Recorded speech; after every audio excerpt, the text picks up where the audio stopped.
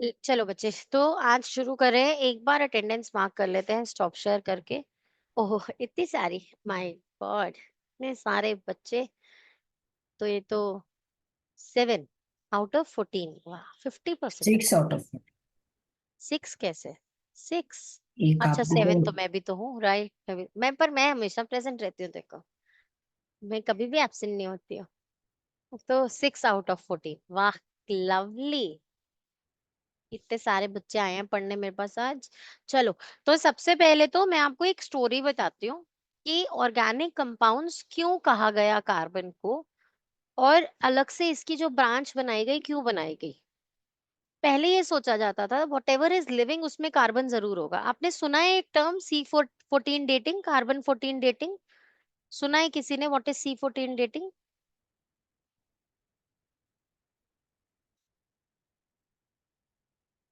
ये एक मेथड है जिसमें ये कहा जाता है कि अगर मैं लिविंग हूं तो मेरे अंदर एक सेट अमाउंट ऑफ कार्बन हमेशा रहेगा।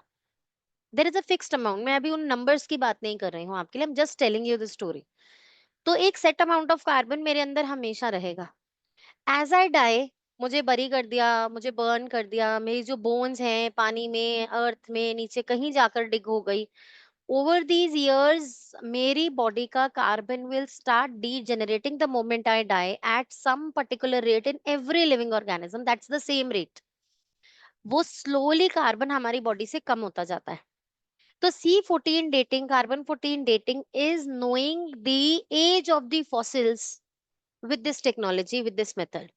मतलब हम क्या करते हैं, हमें कोई बरी ट्री मिला, ये कितना पुराना है, कैसे पता चलेगा? आपने उसके अंदर का कार्बन मेजर किया और सेट जो अमाउंट था उससे कितना डिजेनरेट हो चुका है, उस कैलकुलेशन के हिसाब से उसे कितने इयर्स हो गए बरी हुए, डेड होकर, वो पता चल जाता है। Are you people getting it?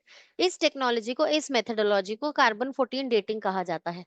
तो ये भी एक्चुअली किस बेसिस पे बनी हुई है कि हम जितने लिविंग ऑर्गेनिजम्स थे ना, सब कार्बन से बने होते हैं। हमारे अंदर, हमारी कॉम्पोजिशन में, प्रोटीन में भी कार्बन है, कार्बोहाइड्रेट में भी कार्बन है, फैट्स में भी कार्बन है, सब चीज में कार्बन तो जरूर है, राइट? तो हमारी body is mainly made up of carbon. अब ऐसे ही प्लांट्स में वुड है, वो भी कार्बन है। ग्लूकोज जो बन रहा है, C6H12O6 जो है, जो स्टोर हो रहा है उनमें जाकर, वो भी तो क्या है, वो भी कार्बन है। कार्बन का ही एक कंपाउंड है। तो हर लिविंग ऑर्गेनिज्म में कार्बन था। तो तब ये सोचा गया कि लाइफ मीन्स कार्बन, इसीलिए उसे ऑर्गेनिक, मतलब रिलेटेड टू लाइफ, नाम दे दिया गया ऑर्गेनिक कंपाउंड्स का। लेकिन बाद में जब ये हो गया, डिक्लेयर हो गया, तो ये देखा गया कि इनऑर्गेनिक कंपाउंड्स में भी कार्बन है। कोई इनऑर्गेनिक कंपाउंड जिसमें कार्बन है? यूरिया। बिल्कुल सिंथेटिकली मेड है लेबोरेटरी में, उसका लाइफ से कोई लेना देना नहीं है। लेबोरेटरी में सिंथेसाइज किया गया है उसे with the helps of chemicals, लेकिन उसमें भी कार्बन है। तो बाद में ये बात समझी गई कि सिर्फ ऑर्गेनिक कंपाउंड्स में ही कार्बन नहीं है, carbon is everywhere around us. ठीक है, पर तब तक इसकी एक अलग ब्रांच बना दी गई थी। तो जो भी लाइफ रिलेटेड पार्टिकल्स थे ऑर्गेनिक कंपाउंड्स को, उसमें पढ़ा गया। इनऑर्गेनिक कंपाउंड्स को अलग से पढ़ा गया, जैसे यूरिया वगैरह है जो सिंथेटिकली मेड है, उन्हें अलग से पढ़ा गया। ठीक है, समझ में आ गई? यहाँ हम कौन से कार्बन की बात करेंगे? जिसका कोवलेंट बॉन्डिंग हाइड्रोजन के साथ है, ऑक्सीजन के साथ कोवलेंट बॉन्डिंग है, carbon to carbon covalent bonding है, उन्हें हम ऑर्गेनिक कंपाउंड्स के अंदर स्टडी करेंगे। लेकिन कार्बन इनऑर्गेनिक कंपाउंड्स में भी प्रेजेंट है। ठीक है बच्चे, समझ में आ गई ये बात? चलो, अब आते हैं चैप्टर के ऊपर। Enough of the story. So compounds of carbon are known as organic compounds, उन्हें ऑर्गेनिक कंपाउंड्स कहा गया। और अब इसके अंदर बहुत सारे नेम हैं: methane, ethane, ethene, ethyne, trichloromethane, ethanol, ethanol, ethanoic acid, urea, inorganic one having carbon. So बहुत सारे कंपाउंड्स हैं। ठीक है बच्चे, कार्बन कंपाउंड्स और organic compounds are covalent compounds having low melting and boiling point. इनके लो मेल्टिंग और boiling point होते हैं, क्यों? क्योंकि covalent bonds are weaker bonds, they are not as strong as ionic bonds. Ionic bonds are very strong, लेकिन covalent bondings are weak bondings. But there is an exception, where carbon to carbon का covalent bond between in diamond कितना strongly bonded है ना वो, है ना, वो carbon to carbon, carbon to carbon, वहां और कोई भी पार्टिकल नहीं है, सिर्फ कार्बन है, that is an allotrope of carbon, और वो बहुत स्ट्रांगली बॉन्डेड है, हार्डेस्ट सब्सटेंस नोन है ना। लेकिन वैसे जो कार्बन कंपाउंड्स हम स्टडी करेंगे, जहां पर हाइड्रोजन और कार्बन के कंपाउंड्स को स्टडी करेंगे, उनका लो मेल्टिंग और बॉइलिंग पॉइंट होता है, reason covalent bonds are not as strong as ionic bonds. ठीक है बच्चे, देखो, the low melting and boiling point of the above carbon compounds show that the forces of attraction between their molecules are not very strong, so they are covalent compounds. Most of the carbon compounds are non-conductors of electricity. This also shows that the carbon compounds are covalent in nature. Right or not बच्चे, क्या कह रहे हैं वो यहाँ पर, अगर ionic bonding होगी तो आयंस होंगे, आयंस होंगे मींस इलेक्ट्रॉन्स फ्री अवेलेबल है, तो वो एक्सचेंज ऑफ इलेक्ट्रॉन्स होगा, या फिर फ्री इलेक्ट्रॉन्स घूम रहे हैं तो इलेक्ट्रिसिटी कंडक्ट होगा। लेकिन यहाँ आयंस ही नहीं है, यहाँ तो शेयरिंग हो रही है, तो no free electrons available, and because of no free electrons these organic compounds are non conductor of electricity. आप इन्हें इलेक्ट्रोलाइट्स की तरह यूज नहीं कर सकते, दे डोंट कंडक्ट इलेक्ट्रिसिटी। ये एक क्वेश्चन आता है, why can't these be used as electrolytes, because they don't have ions, they have covalent bonding. Understood बच्चे? Organic compounds occur in all living things like plants and animals. Initially, all the organic compounds or carbon compounds were extracted from natural material obtained from living things. It was therefore thought that the organic compounds could only be formed within the living body, animal body, और यही है वो vital force theory जो मैंने अभी आपको story सुनाई है ना, this is this vital force theory, इस थ्योरी को वाइटल फोर्स थ्योरी कहा जाता है। अब क्या है देखें यहाँ पर, इसे स्टडी करें, अगर ये आई गई है, मुझे नहीं पता था, ये 10th क्लास की बुक में है, याद नहीं था। देखें, initially all the organic compounds were extracted from natural material, सब नेचुरल मटेरियल से ऑर्गेनिक कार्बन कंपाउंड्स को एक्सट्रैक्ट किया जा रहा था स्टडी करने के लिए। Therefore it was thought that organic compounds could only be formed with in living bodies, की लाइफ से ही रिलेटेड है सिर्फ carbon, and hence a vital force which creates living thing was necessary for their preparation। और ये vital force क्या थी, ये वो covalent force, force of attraction between the particles, carbon to carbon bonding, this vital force was required। This vital force theory of organic compound was disapproved by scientist Frederick Waller in 1828। Scientist Frederick Waller in 1888 he disapproved to that, he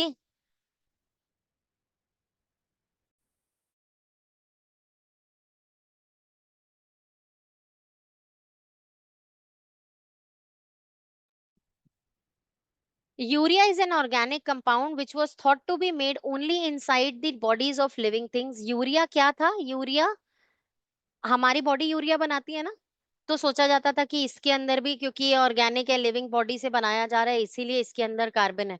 but आजकल तो urea is synthetically made in the laboratories, है ना। So urea is an organic compound which is thought to be made only inside the body of living things like animals। Wohler prepared the organic compound urea in the laboratory from an inorganic compound ammonium cyanate। Ammonium cyanate की मदद से urea बनाया गया laboratory में, इसकी वजह से vital force theory reject कर दी गई। अंडरस्टूड बच्चे और नॉट? क्लियर और not, why was the vital force theory rejected? क्योंकि ये यूरिया जो है, जो पहले सोचा जाता था सिर्फ human beings uric acid excrete करेंगे, है ना, यूरिया एक्सक्रीट करेंगे, एक्वाटिक एनिमल्स रिलीज करेंगे, तो सिर्फ लिविंग बीइंग्स में से जनरेट हो रहा है। लेकिन जब इस यूरिया को लेबोरेटरी में बना दिया गया, सिंथेटिकली बना दिया गया, तो इट वाज सेड कि कार्बन कंपाउंड लेबोरेटरी में इनऑर्गेनिक कंपाउंड से भी बनाया जा सकता है। अंडरस्टूड बच्चे? thus this vital force theory was rejected। चलें अभी आगे। Please note that though oxides of carbon like carbon monoxide and carbon dioxide, carbonates, hydrogen carbonates, carbides are also carbon compounds, but they are not considered to be organic compounds। Why? कौन से, अभी आपने पढ़े कितने सारे carbonates पढ़े ना, CaCO3, Na2CO3, है ना, जो बेसिक थे नेचर में, हाइड्रोजन कार्बोनेट, सोडियम NaH/CO3, ये सब भी तो, इन सब में भी तो कार्बन है, लेकिन इन्हें ऑर्गेनिक केमिस्ट्री में तो नहीं पढ़ते। This is because their properties are very different from those of common organic compounds, because they have got different properties. इनके अंदर, सबके अंदर आयनिक बॉन्डिंग हो रही है बच्चे, that is the different property. जो different property है, कौन सी different property है? They are made by ionic bonding. तो आयनिक बॉन्ड्स होंगे तो वो इलेक्ट्रोलाइट्स की तरह भी यूज हो सकते हैं, इलेक्ट्रिसिटी कंडक्ट कर सकते हैं, लेकिन ऑर्गेनिक कंपाउंड्स तो नहीं करेंगे। The study of carbon compounds such as hydrocarbons and their derivative is only studied in organic chemistry. समझ में आया? ऑर्गेनिक केमिस्ट्री में सिर्फ क्या पढ़ना है? हाइड्रोकार्बन्स और उसके डेरिवेटिव्स। डेरिवेटिव वर्ड मैंने आपको लास्ट क्लास में एक्सप्लेन किया था, व्हाट आर डेरिवेटिव्स, ठीक है। The oxides of carbon, carbonates, hydrogen carbonates and carbides are studied in organic chemistry. ठीक है बच्चे, क्लियर? डिफरेंशिएशन समझ में आया? How is chemistry divided into organic and inorganic chemistry? Life related things, carbon compounds जो life से extract किए जा सकते हैं, लिविंग मैटर से एक्सट्रैक्ट किए जा सकते हैं, वो ऑर्गेनिक केमिस्ट्री में, और बाकी जो आयनिक बॉन्डिंग से बनेंगे वो इनऑर्गेनिक केमिस्ट्री में। The large number of organic compounds का reason is, we have studied the two reasons. What is that? One is catenation, another is tetravalency, है ना? First is catenation, self linking, another is tetravalency. दो reasons है। Catenation is self linking yet stable. बहुत लंबा chains बनाएंगे, जैसे मोतियों की माला इकट्ठी कर रहे हैं, और बहुत लंबे लंबे लंबे लंबे नेकलेस तैयार हो रहे हैं, और सब क्या है?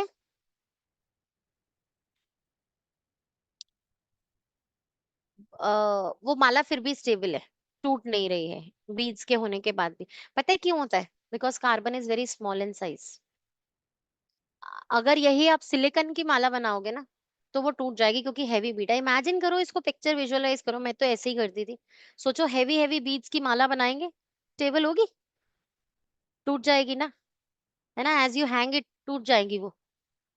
लेकिन छोटे छोटे लाइट वेटेड बीड्स की माला बनाओगे तो स्टेबल हो जाएगी ना, कितनी भी लंबी चेन। ऐसा ही हो रहा है एक्चुअली कार्बन कंपाउंड्स के साथ, because of its small size वो लॉन्ग चेन्स बनाते हैं, फिर भी स्टेबल रहते हैं। आई बात समझ में बेटा? Because of its small size.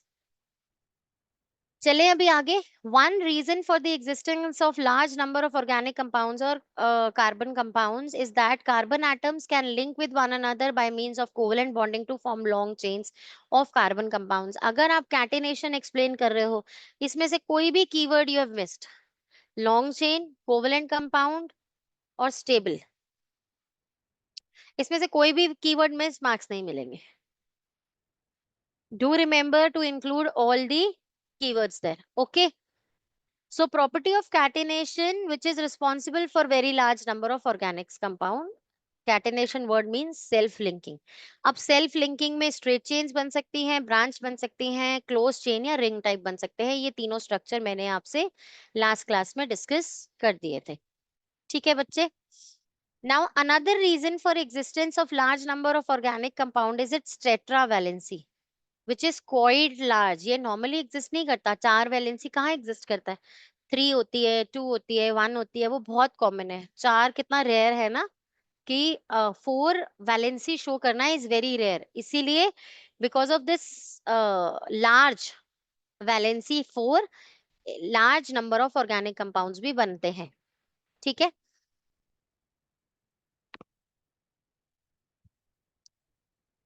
Right. अभी हम टाइप्स ऑफ ऑर्गेनिक कंपाउंड्स देखें, कौन कौन से ऑर्गेनिक कंपाउंड्स हैं। हाइड्रोकार्बन्स फर्स्ट चीज पढ़ेंगे, फिर हम इसके अंदर हेलोजन ग्रुप जोड़ देंगे तो वो हेलो एल्केन्स बन जाएगा। कैसे अभी बताते हैं। एल्कोहल्स OH ग्रुप जोड़ देंगे, एल्डिहाइड CHO ग्रुप जोड़ देंगे, कीटोन्स बीच में डबल बॉन्ड O जोड़ देंगे चेन के, कार्बोक्सिलिक एसिड COOH जोड़ देंगे।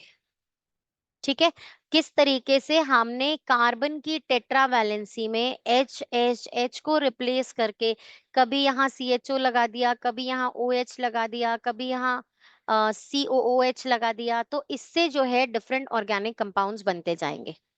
सबसे पहले मैं आज आपको करा रही हूँ हाइड्रोकार्बन्स के कितने टाइप्स है और उन्हें कैसे स्टडी करना है। अभी एक बार तो मैं आपको हाइड्रोकार्बन ऐसे बताऊंगी, फिर मैं बताऊंगी आपको कि प्रॉपर्टीज को जब डिफरेंशिएट करते हैं तो किस तरीके से डेप्थ में स्टडी करते हैं, मतलब आईसीएससी में डेप्थ में किस तरीके से कराया जाता है, फिर वो भी समझाऊंगी। ठीक है, तो हम अभी स्टडी कर रहे हैं हाइड्रोकार्बन्स। हाइड्रोजन और कार्बन के कंपाउंड्स को, कोवलेंट कंपाउंड्स को, हाइड्रोजन और कार्बन के कोवलेंट कंपाउंड्स को हाइड्रोकार्बन्स कहा जाता है। There are mainly two types of hydrocarbons, saturated hydrocarbons and unsaturated ones. अगर आप इंग्लिश लैंग्वेज के हिसाब से इन वर्ड्स का मीनिंग समझे, what is saturated, what is unsaturated. Saturated is जिसके अंदर और एडिशन पॉसिबल नहीं है, राइट। अनसैचुरेटेड मतलब अभी इसमें और कुछ ऐड किया जा सकता है ना, जैसे आप पानी में सॉल्ट डिसॉल्व करते थे, अगर तो डिसॉल्व कर पा रहे हो, नेक्स्ट एक स्पून और डिसॉल्व हो गया और डिसॉल्व हो गया, तब तक तो वो अनसैचुरेटेड। जब वो बिल्कुल डिसॉल्व होना बंद हो गया कि अब और इससे ज्यादा डिसॉल्व नहीं होगा, कैपेसिटी फुल हो गई, इंटर मॉलिक्यूलर स्पेसिस फिनिश हो गई डिसॉल्व करने के लिए, और एडिशन नहीं कर सकते, तो आप उसे क्या कहते थे, brine, which is a saturated solution, है ना, सैचुरेट हो गया वो सॉल्यूशन। तो बिल्कुल इसी तरीके से हाइड्रोकार्बन्स भी होते हैं, सैचुरेटेड होते हैं जिसमें और कुछ कंपाउंड नहीं ऐड कर सकते। तो कुछ करना है तो फिर सब्स्टिट्यूट कर लो बेटा, जैसे सब्स्टिट्यूशन पीरियड लगता है क्लास में, एक टीचर छोड़कर जाएंगी तो दूसरी आ जाएगी ना, फिर सब्स्टिट्यूशन हो सकता है हाइड्रोकार्बन्स में। सैचुरेटेड वर्ड का मतलब ये है, सैचुरेटेड वर्ड का मतलब ये है कि एडिशन नहीं कर सकते और कुछ ऐड नहीं कर सकते, सब्स्टिट्यूट कर सकते, एक बाहर जाएगा तो दूसरा अंदर उसकी जगह ले लेगा। अनसैचुरेटेड में अभी तो आप एडिशन भी कर सकते हो, बहुत आगे और सामान भी ऐड हो सकता है। तो सैचुरेटेड हाइड्रोकार्बन के ब्रांच में हम स्टडी करते हैं एल्केन्स को। देखो योर मैम इज एवरीवेयर, है ना। एल्केन्स मुझे बड़ा मजा आता था केमिस्ट्री में पढ़ते हुए। और अनसैचुरेटेड में एल्कीन्स और एल्काइंस। एल्केन्स का जनरल फॉर्मूला होता है CnH2n+2। मुझे केमिस्ट्री की इस ब्रांच से ना अपनी जैसी फीलिंग आती है। CnH2n+2 क्या है इसकी, इसका जनरल फॉर्मूला। एल्कीन्स का general formula CnH2n exactly. Alkynes का CnH2n-2। पर इतना इतना भयानक भयानक फॉर्मूला याद करने से अच्छा कॉन्सेप्ट को पकड़ते हैं। कॉन्सेप्ट ये कहता है कि जितने आपने नंबर ऑफ सी लिए, अगर आपने नंबर ऑफ सी लिया 1, that will be called as meth. अगर आपने नंबर ऑफ कार्बन लिया 2, that will be called as eth. Number of carbon 3, it will be called as prop। Number of carbon 4, but. Number of carbon 5, pent. आगे भी बताऊंगी लेकिन frame आप खुद से करेंगे। एल्केन में क्या होता है, जितने कार्बन का नंबर होगा, हाइड्रोजन उसके डबल से हमेशा 2 ज्यादा होंगे। तो 1 कार्बन का डबल इज 2, 2 में 2 ऐड करो 4। तो CH4 is the formula for methane. Meth और एन, एन लगा यहां पर, सफिक्स क्यों लगा ane, to show that these are single bonds. अभी इनके स्ट्रक्चर की बात भी करेंगे। ये एन क्या बता रहा है आपको कि एल्केन्स में सिंगल बॉन्ड्स है। अभी वो सिंगल बॉन्ड क्यों सैचुरेटेड बना रहे हैं, जब स्ट्रक्चर्स बनाएंगे तो बताऊंगी। ठीक है बच्चे, या ऐसा करते हैं, चलो मैं ऐसा ये अभी सारे नहीं कराती, अभी मैं पहले इन्हें ही डिटेल में कराती हूँ, फिर उसके बाद नेक्स्ट करेंगे। तो मिथेन को ही एक बार डिटेल में पढ़ते हैं। मिथ मतलब क्या है, मिथ मतलब एक ही कार्बन है और कोवलेंट बॉन्डिंग से 4H से जुड़ा हुआ है। सो 4 टेट्रावैलेंसी है ना, 4 आर्म्स होंगी इसकी और चारों तरफ H आएगा। आई बात समझ में कि नहीं आई, ठीक है। मीथेन का स्ट्रक्चर समझ में आया। अब मैं एक बार आपको ये सिंगल बॉन्डिंग समझाती हूँ इलेक्ट्रॉन डॉट स्ट्रक्चर से कि ये है क्या। ध्यान से समझो बेटा, कार्बन के पास क्या था, कार्बन का एटॉमिक नंबर 6 6। तो इसकी इलेक्ट्रॉनिक कॉन्फ़िगरेशन क्या हुई, 2,4 2,4। अब 2,4 इलेक्ट्रॉनिक कॉन्फ़िगरेशन है, इसका मतलब ऑक्टेट में 4 इलेक्ट्रॉन्स है। और इलेक्ट्रॉन डॉट स्ट्रक्चर के अंदर 4 इलेक्ट्रॉन्स जो है वो, मतलब जो ऑक्टेट के इलेक्ट्रॉन्स होते हैं वो ड्रॉ होते हैं। इलेक्ट्रॉन डॉट स्ट्रक्चर बना रही हूँ, इसे लाइन डायग्राम्स बोलते हैं। अभी मैं आपको इलेक्ट्रॉन डॉट स्ट्रक्चर बनाकर दिखा रही हूँ मीथेन का। तो इलेक्ट्रॉन डॉट स्ट्रक्चर में सिर्फ ऑक्टेट के इलेक्ट्रॉन्स ड्रॉ होते हैं। तो ऑक्टेट में कितने, 4 है, तो 4 लगा दिए मैंने यहाँ पर। ऐसे ही हाइड्रोजन का एटॉमिक नंबर क्या है, 1। 1 तो उसकी तो इलेक्ट्रॉनिक कॉन्फ़िगरेशन भी 1 ही हो गई, पहले शेल में 1 ही है इलेक्ट्रॉन। तो मैंने यहाँ पर 4H बनाए और उसकी ऑक्टेट के एक एक इलेक्ट्रॉन्स बना दिए। आ रही है बच्चे बात समझ में कि नहीं आ रही।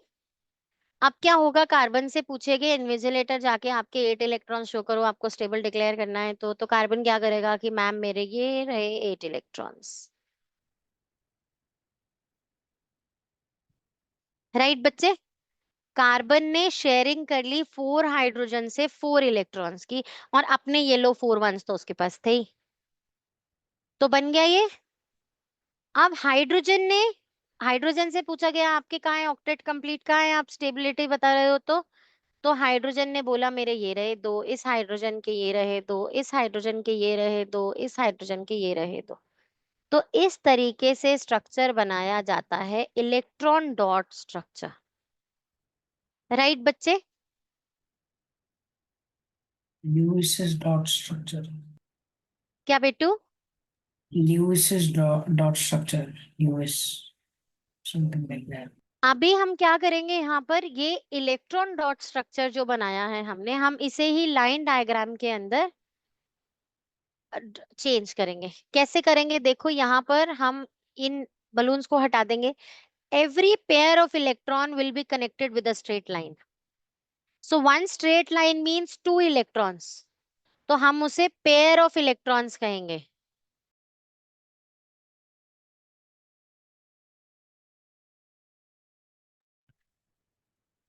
और ऐसा, राइट बच्चे, यही ये स्ट्रक्चर है जो आपके सामने दिख रहा है। तो एक सिंगल लाइन का मतलब क्या है, 2 इलेक्ट्रॉन्स आर शेड, 2 इलेक्ट्रॉन्स। आ रही है बच्चे बात समझ में कि नहीं आ रही। So this is the structure of CH4 methane, that is having 1 carbon joined with single bonds।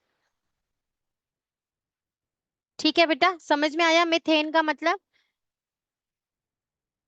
ये जो आपने मिथ एथ प्रॉप यूज करते हो वो नंबर ऑफ कार्बन बताता है, और जो लास्ट का सफिक्स होता है वो आपको बॉन्डिंग बताता है कि कितने बॉन्ड्स है। ठीक है बच्चे, क्लियर, ओके। चलो अब इसे क्लियर करते हैं स्ट्रक्चर को यहां से।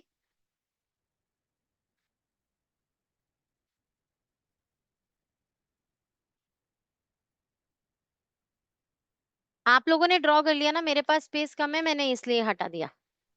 अब मैं बनाने जा रही हूँ मिथइन।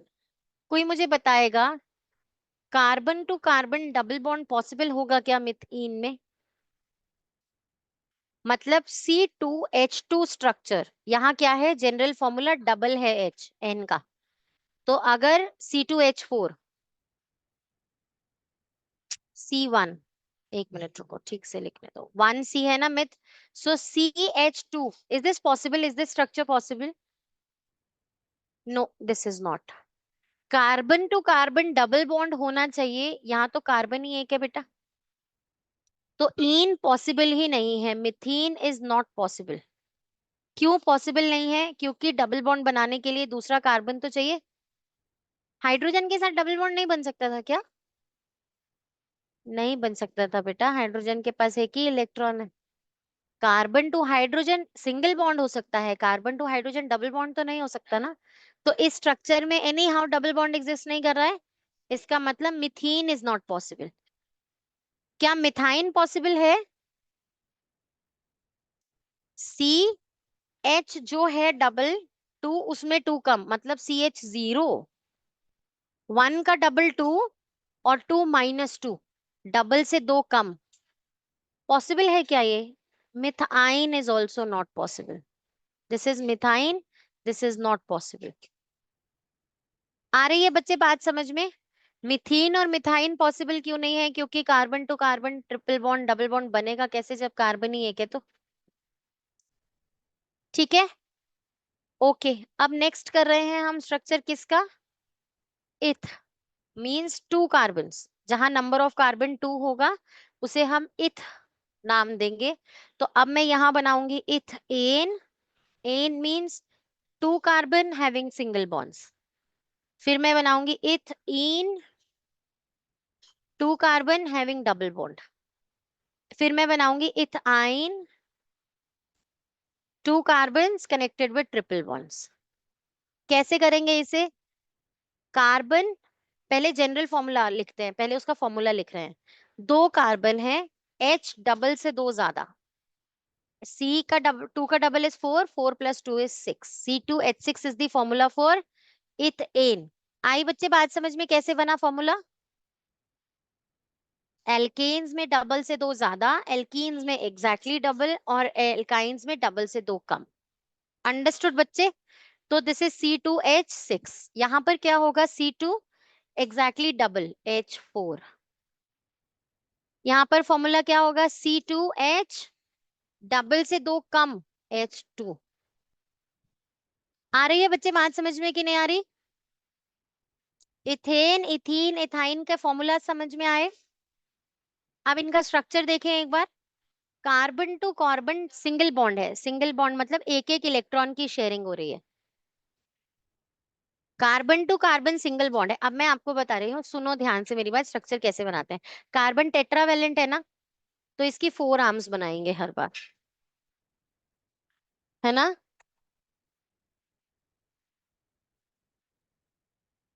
अभी अभी फोर है, तो फोर, फोर आर्म्स हैं, एक से तो कार्बन होल्ड हो गया, जो बाकी पोजीशंस होंगी वहां पर एच लगेगा। सिमिलरली ये एक सी है, एक सी, एक बॉन्ड से, एक वैलेंसी से तो कार्बन को होल्ड किया, rest all will attach to the hydrogens. Structure समझ में आया कैसे बना C2H6 का? अब इथेन का स्ट्रक्चर बनाएंगे। देखो पहले carbon to carbon double bond बना दो, पहले ये इन सेटिस्फाई कर दो, और फिर अब कितनी आर्म्स रह गई कार्बन के पास? ईच कार्बन के पास टू, क्योंकि फोर थी, फोर आर्म्स थी उसमें से। तनिष तू चैटिंग कर ले बेटा, जिससे भी कर रहा है ना। तेरे चेहरे पे जो ये स्माइल आ रही है, ऑर्गेनिक केमिस्ट्री, तो ऐसा कोई जोक नहीं सुना रही है। Carbon to carbon double bond है, दो और आर्म्स बाकी हैं, तो वो यहाँ पर अटैच कर दो। इस कार्बन की भी दो और आर्म्स पेंडिंग है, यहाँ पर अटैच करो, और ये H और H। समझ में आया C2H4 कैसे बना? देखो इसी तरीके से। अब मैं कार्बन टू कार्बन पहले ट्रिपल बॉन्ड बना लूंगी। अब पहले सी की कितनी आर्म्स बची? वन। वन। दूसरे सी की कितनी आर्म्स बची? वन। इसके ऊपर एक एक हाइड्रोजन लगा दो, बन गया C2H2 स्ट्रक्चर। जब आप लोग 11th क्लास में केमिस्ट्री परस्यू करोगे, वहां पर आपको समझ में आएगा कि मैंने इधर H ऊपर क्यों लगाया, इधर साइडवेज क्यों लगाया। ये एंगल्स जो है ये डिसाइडेड हैं, ठीक है? कि जब आप कोई स्ट्रक्चर बनाते हो तो जो जो उसके एंगल्स होते हैं वो क्या होते हैं, ये आप आगे 11th क्लास में स्टडी करोगे। इसके ऊपर भी मतलब प्रिंसिपल्स हैं जिन पे बेस्ड है वो सब। अभी के लिए जैसे कर रहे हैं वैसे ही करो, ओके? C2H6, C2H4, C2H2 बन गए स्ट्रक्चर्स, इथेन, इथीन और इथाइन के। समझ में आ रहा है? ऐसा कुछ जो नहीं समझ में आ रहा हो? गौरी बिट्टू समझ में आ रहा है? Yes ma'am. ठीक है, चलो अब मैं स्ट्रक्चर्स हटा रही हूँ, आप लोगों ने ड्रॉ कर लिए तो, और अब मैं बनाऊंगी प्रोपेन, प्रोपाइन और प्रोपीन।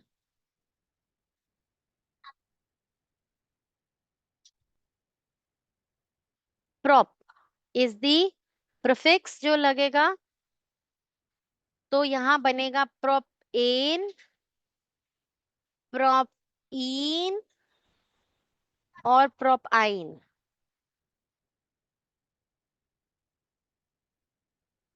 प्रोपेन में 3 कार्बन है बेटा, पहले फॉर्मूला लिख रही हूँ, पहले फॉर्मूला।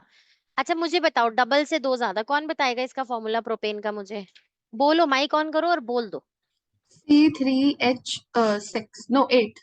8, C3H8, डबल से 2 ज्यादा। नेक्स्ट बताओ, प्रोपीन का कौन बताएगा formula?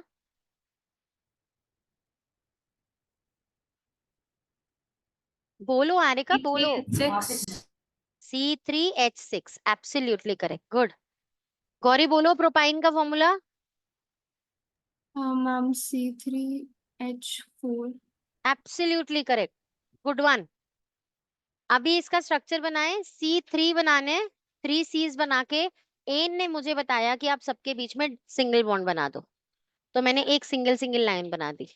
Single bond means sharing of 2 electrons, beta. Either you'll say that like this, or you'll say single bond means sharing of 1 pair of electrons. Either you will call it 1 pair of electrons, or you will call 2 electrons की sharing. ठीक है, तो carbon to carbon single bonds बना दिए। अभी कितनी arms है first के पास सृष्टि? कितनी आर्म्स फ्री हैं अभी? कितनों पे एच लगाऊं?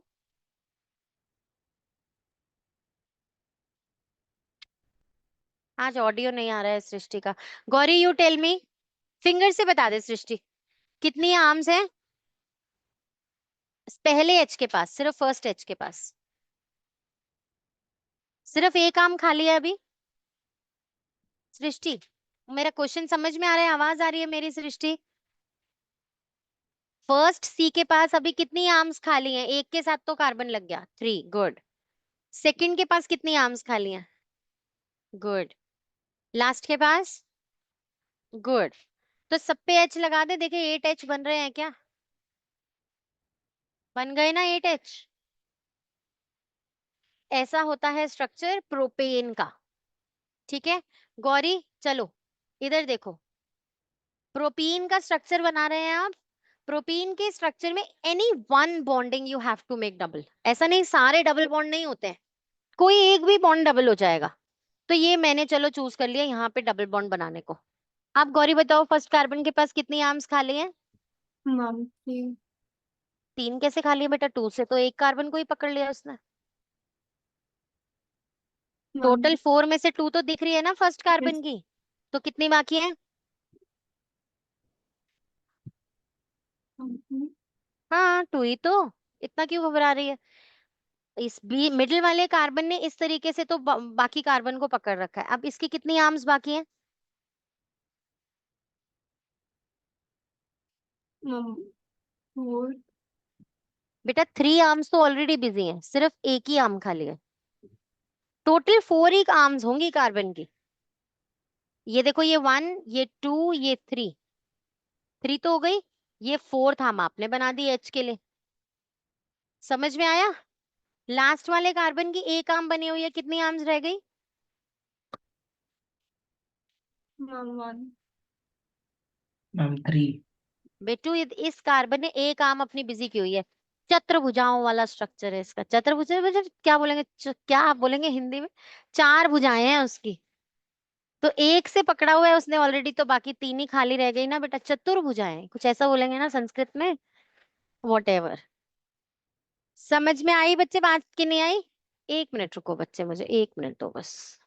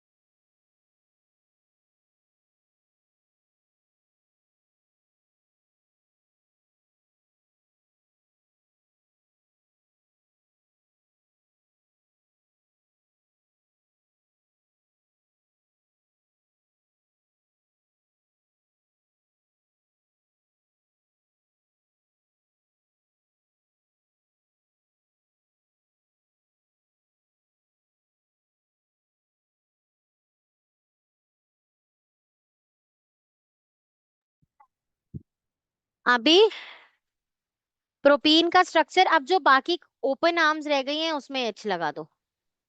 गौरी नेक्स्ट स्ट्रक्चर भी तू ही बना रही है बच्चा मेरे साथ। बेटू अगर प्रैक्टिस करेगी नहीं तो आएगा कैसे बच्चा। बनाए प्रोपाइन बनाए। 3 कार्बन बनाने हैं, इधर देख गौरी बेटा। 3 कार्बन बनाने हैं और ट्रिपल बॉन्ड एक जगह बना दो, एक जगह सिंगल बॉन्ड बना दो, ठीक है। ये बॉन्डिंग बन गई, प्रोपाइन का स्ट्रक्चर तो हो गया। अब एच डिसाइड करने हैं कितने बनेंगे। फर्स्ट कार्बन के पास बता 4 बाजुओं में से कितनी बाजू खाली बची है अभी। Ma'am 1 very good. Second carbon के पास कितनी बाजू खाली बची। मैम 1 1 कैसे बेटू, ऑल 4 बिजी है उसकी, तो देख 1 2 3 4 सब ऑलरेडी बिजी है उसका। लास्ट कार्बन का मैम 3 यस 3। एच एच और एच स्ट्रक्चर अपने आप बन जाएगा, सिर्फ कार्बन की आर्म्स कैलकुलेट करते रहना, ठीक है।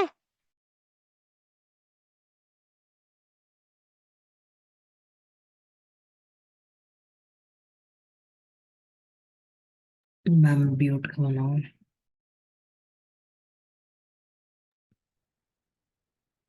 हो गया बेटा, ये प्रोपाइन का स्ट्रक्चर हो गया। अच्छा अब मैं इस सबको इरेज कर रही हूँ, आप लोग ड्रॉ करना। अब मैं ब्यूट बना रही हूँ।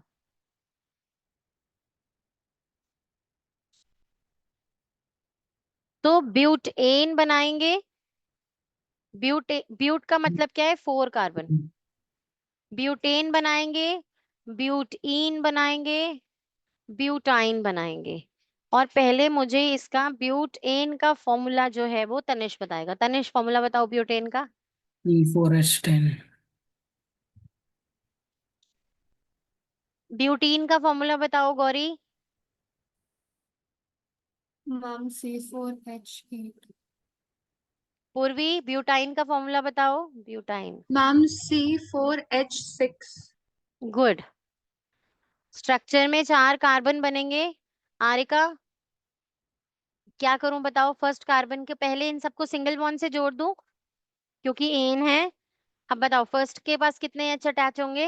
Ma'am 3 okay. सेकंड के पास 2 hmm third also 2 hmm and fourth 3 good.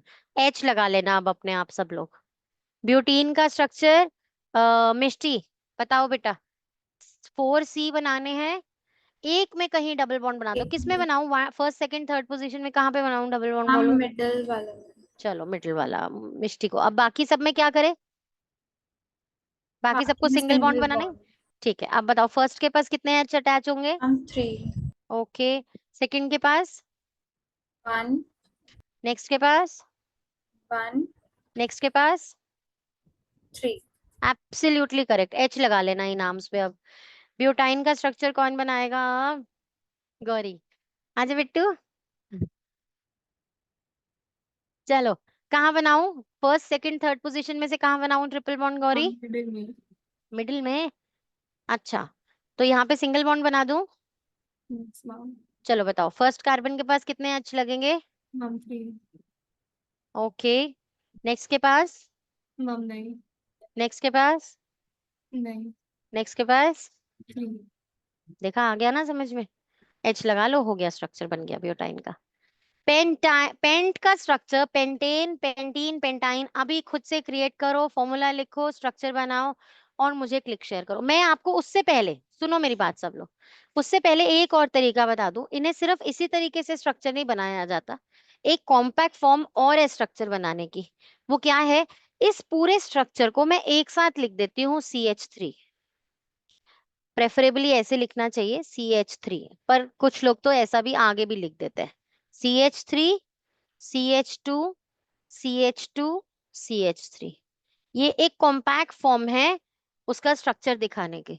हालांकि लॉजिकली ये इनकरेक्ट है क्योंकि H से C इस तरीके से जुड़ा नहीं होता, पर ये कॉम्पैक्ट फॉर्म है बताने के लिए कि एक ग्रुप ये है, एक ग्रुप ये है, एक ग्रुप ये है, एक ग्रुप ये है। तो एक कॉम्पैक्ट फॉर्म है सिर्फ स्ट्रक्चर लिखने की। इसका कैसे नाम हो जाएगा ऐसे ही CH3 C ये भी CH CH। CH और CH3। आई बच्चे बात समझ में? इनके बीच में डॉट्स लगा दो या लाइंस भी लग सकती है। ठीक है, समझ में आया? चलो अब पेंट के लिए खुद से करो। पेंटेन, पेंटीन, पेंटाइन खुद से क्रिएट करो और मुझे जल्दी से क्लिक शेयर करो।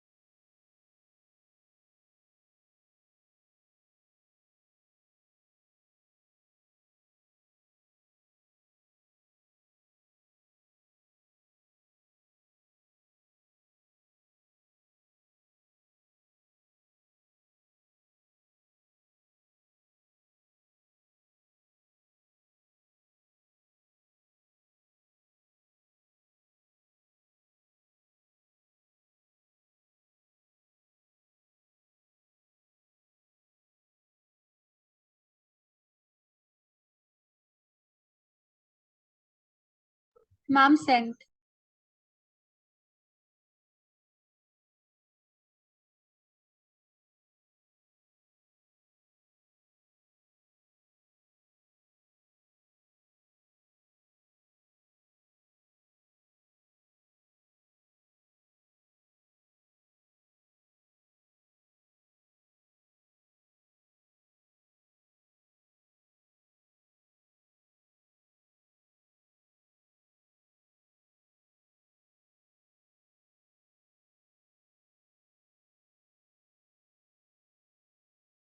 Done everyone? Yes ma'am. Gauri हो गया? अब एक बार अपना अपना काम पहले खुद से चेक करो। पहले फॉर्मूलाज चेक करो। पेंटेन है C5H12, पेंटीन है C5H10, पेंटाइन है C5H8। सबका करेक्ट है फॉर्मूला?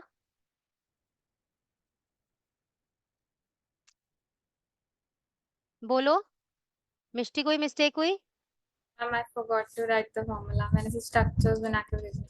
नहीं बेटू, फॉर्मूला लिखना जरूरी है। पहला स्टेप तो सब में फॉर्मूलाज ही बना रहे हैं। आप स्ट्रक्चर्स देखो, सबके करेक्ट है?